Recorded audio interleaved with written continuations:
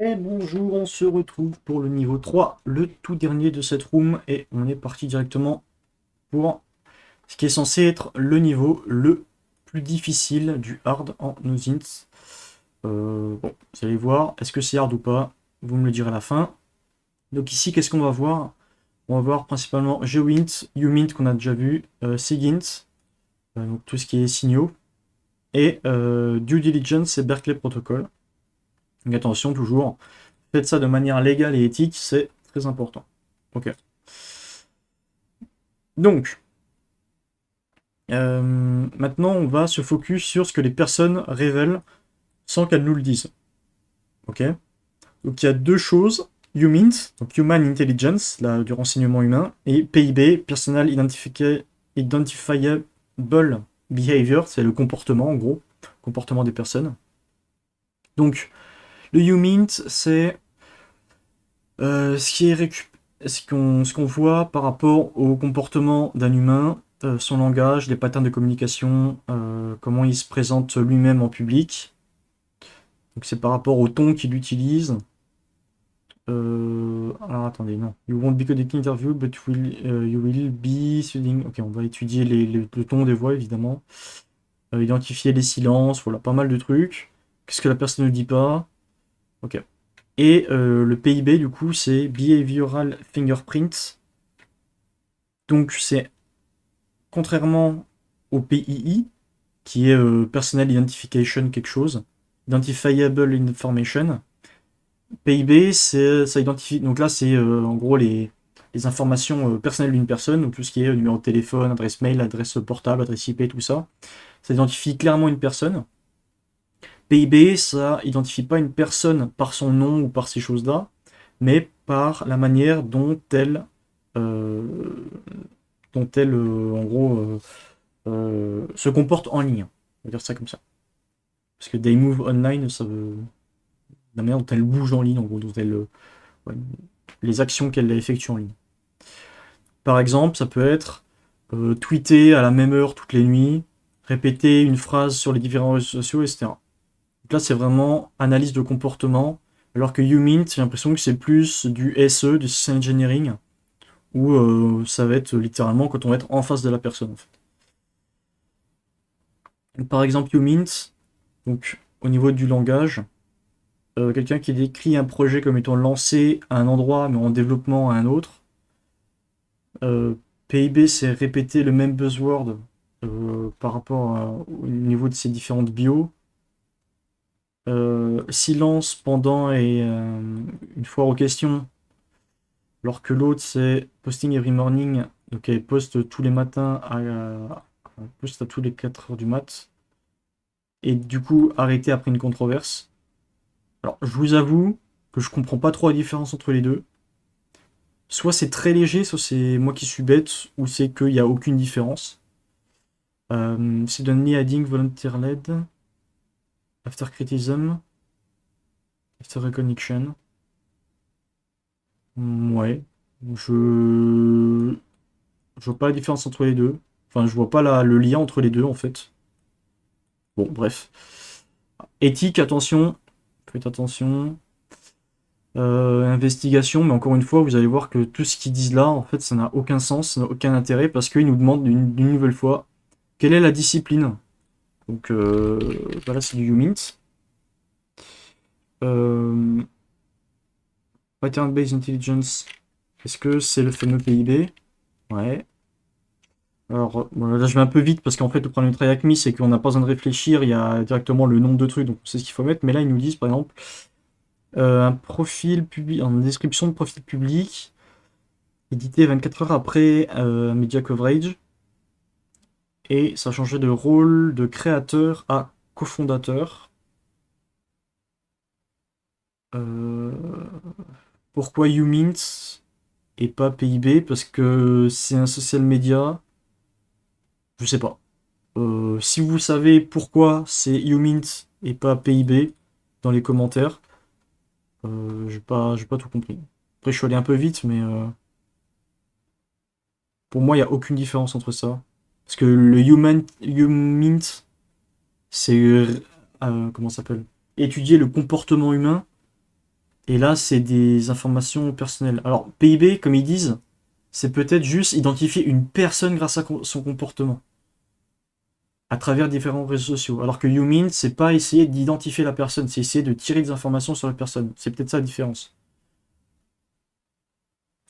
Là, passer de créateur à co-founder, on voit la personne. Et là, donc, an archive was put, should delete tweet referencing a launch date that doesn't match recent activity. Non, bah du coup, tout ce que je viens de dire, ça tombe à l'eau, je comprends pas. Euh, Clean update the website. Class tier. Elle a fait aucun. euh, Elle a pas parlé publiquement. Et l'URL de la page reste le même. Est-ce que c'est un PII? Bah non. Ok. Bon. Très obscur, hein, cette room. Ok, du GWint. Bon, GWint, c'est de la localisation d'images, ou pas que, de vidéos et autres. C'est essayer de trouver la localisation exacte d'un élément. Donc là, il parlait de... Alors, est-ce qu'ici, il mettait des... Non, il ne donnait pas d'outils. Il n'y avait pas d'outils. D'ailleurs, là, on avait... On peut télécharger des choses. Personally Identifiable Behavior. C'est la personne qui a fait justement la room, qui a fait un petit truc. Est-ce que ça existe vraiment ou est-ce que c'est lui qui l'a inventé déjà?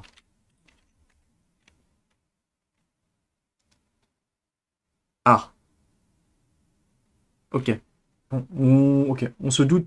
Ok. Je vais pas remettre en cause son travail, mais si c'est lui qui a inventé ce terme, ça explique peut-être pourquoi c'est un petit peu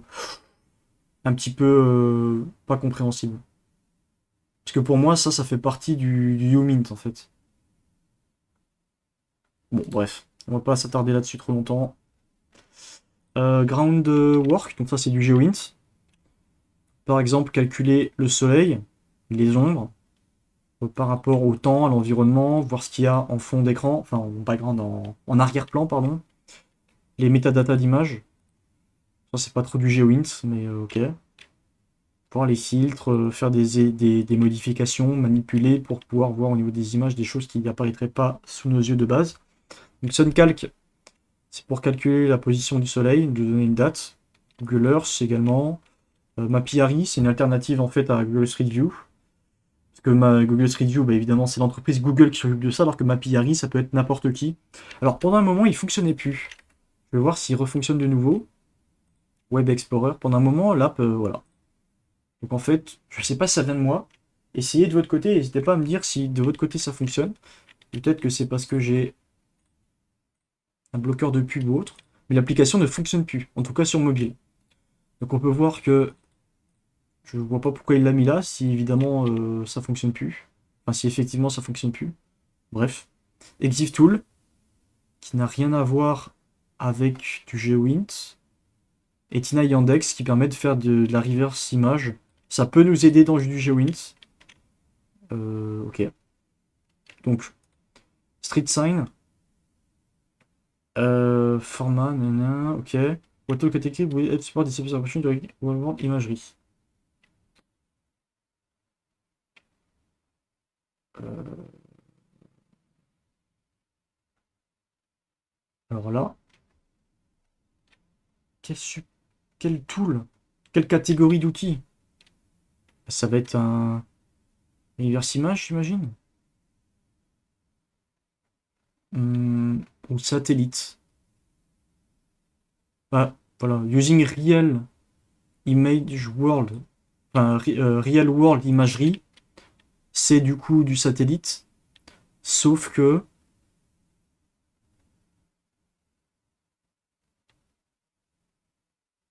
bah ça, en fait, le street sign en background, qu'est-ce qu'on va faire? Eh ben, on fait soit un reverse image sur le truc, soit on va sur la page Wikipédia du street sign.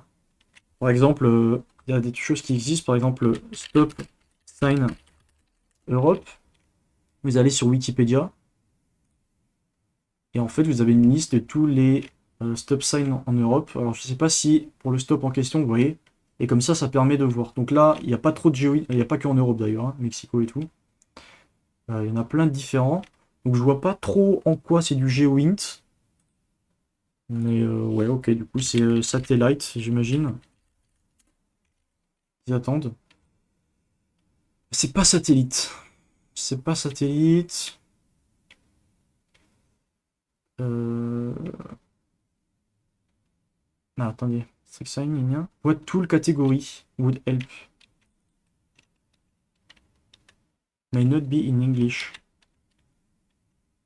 Bah si. Donc c'est que c'est pas ça. Ah, c'est que ça doit être ici du coup en fait. Backgrounds.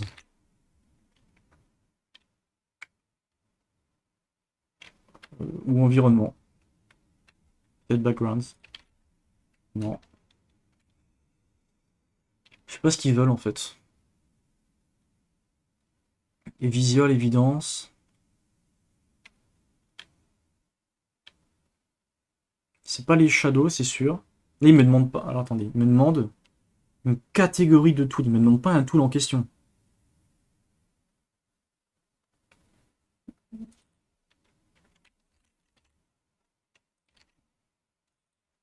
Non, bah je sais pas. Je sais pas. D'accord. Donc la question, what tool category? Et non, on nous demandait une catégorie, hein. On nous demandait pas le nom de l'outil. Bon, c'est peut-être pour ça que la room n'est pas encore sortie. Ok, construction sign visible, lien. Deployment, what do you include? Qu'est-ce qu'il y a à dire? Note de clean region of deployment.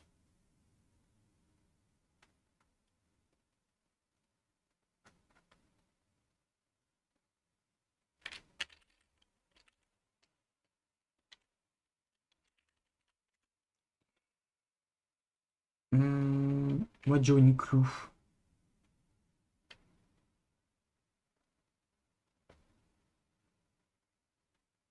Alors là, attendez. Construction sign visible in Inas project photo matches signage style from Europe.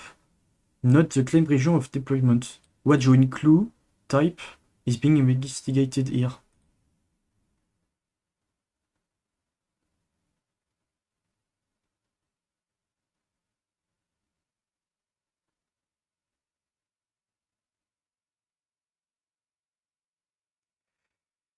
Euh...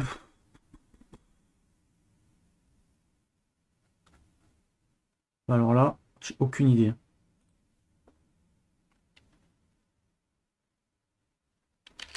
C'est du GeoInt ça. What type of OSINT intelligence does this fall under? Ok. Mais là, du coup, what GeoInt clue type? Si on cherche ici clue.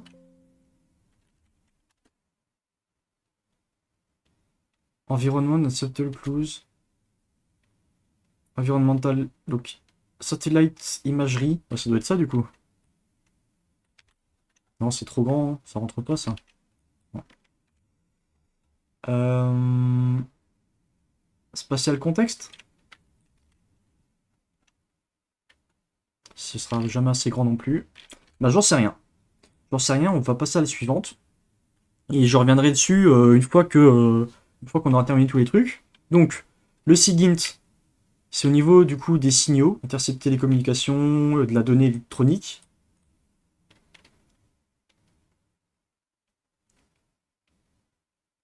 Une usine Food Access Protected Communications. Donc on regarde les résidus numériques. Donc les éditions. Attendez, mais il y a un problème là. SIGINT.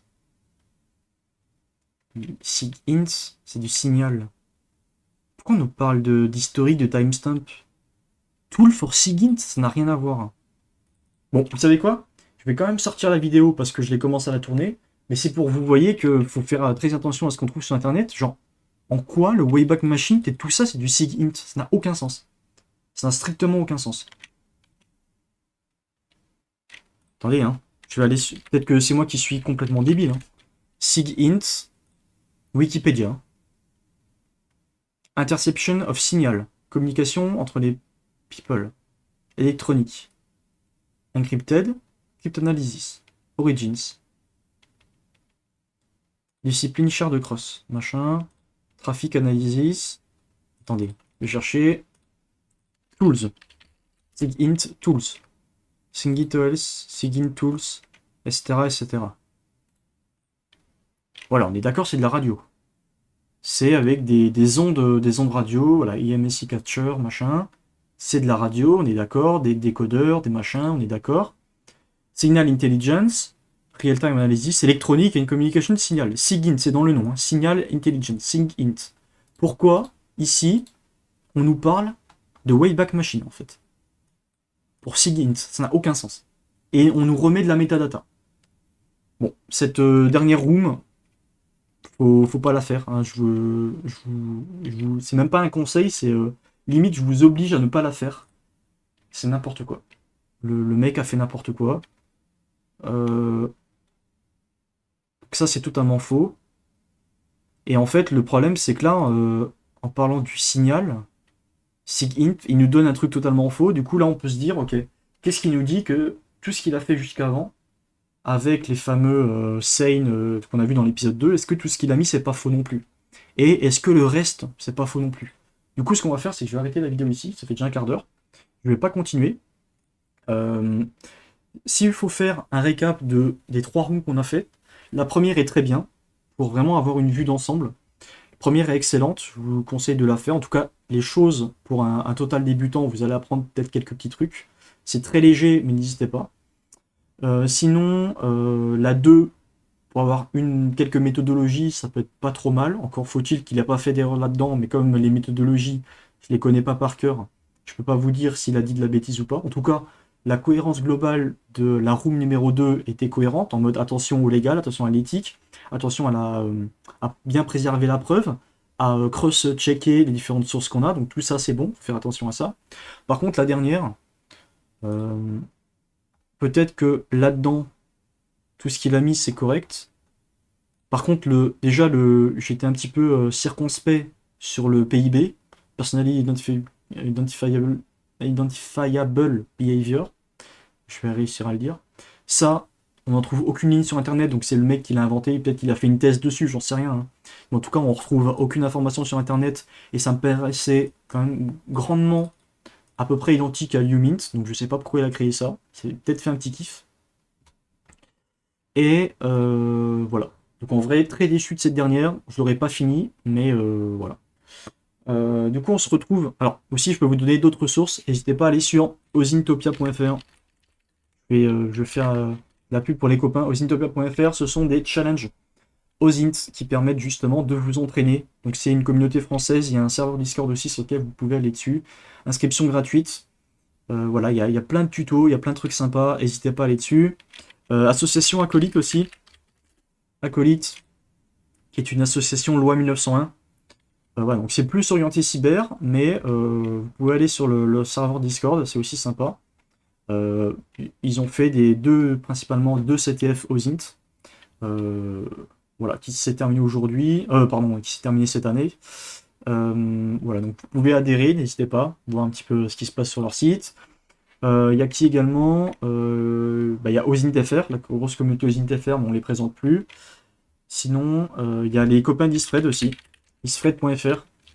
Également, alors c'est un petit peu comme Osintopia, c'est un site avec des challenges, mais ce qui est intéressant, c'est qu'il y a également des modules. Alors là, je suis pas connecté, mais il y a également des modules, notamment un module qui est très pertinent sur Overpass Turbo. Voilà, un petit tuto pour apprendre à utiliser Overpass Turbo, je vous le conseille très fortement. Voilà, donc on termine sur une note positive quand même, par rapport à cette room-là qui était catastrophique. N'hésitez pas à me dire si vous l'avez aimé, parce que peut-être que c'est moi qui suis totalement délu, et finalement, la room était très bien. Moi, je l'ai trouvé un petit peu catastrophique. Je l'ai même pas terminé pour dire. Ça m'a cassé l'envie. À partir du moment où il met Wayback Machine dans le SIGINT, c'est que le mec n'a rien compris à la catégorie. Du coup, je vous souhaite une bonne fin de journée, une bonne journée, en fonction de quand vous regardez la vidéo. Et on se dit à la prochaine. Allez, bye bye.